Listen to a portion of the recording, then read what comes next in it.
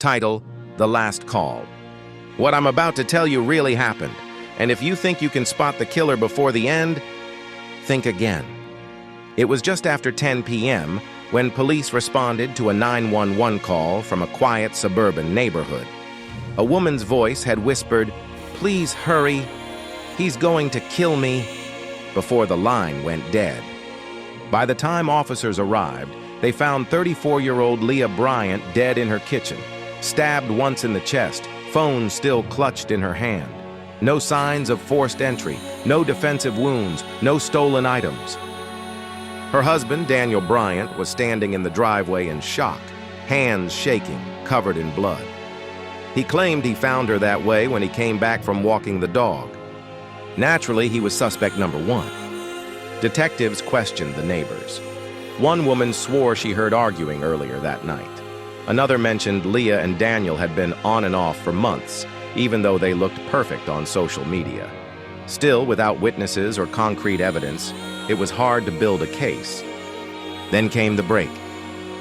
The 911 dispatcher mentioned Leah had tried to call once before, at 9:42 p.m., but hung up. That triggered a trace. Police pulled surveillance from a nearby traffic camera at the intersection a block from the house, just around that time.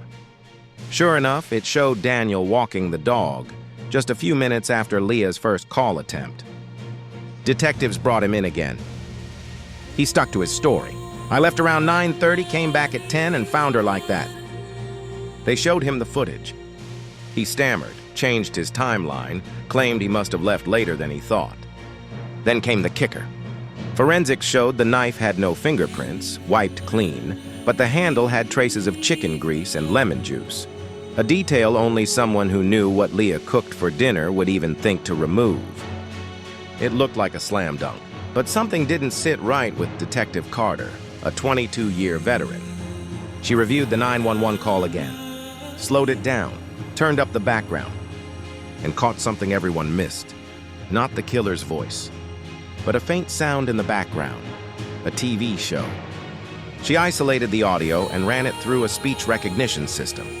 A news segment, local, one that aired at 8:57 p.m., long before Daniel left to walk the dog. That meant the 911 call was pre-recorded. Faked. So who sent it? The real twist? Leah had staged it.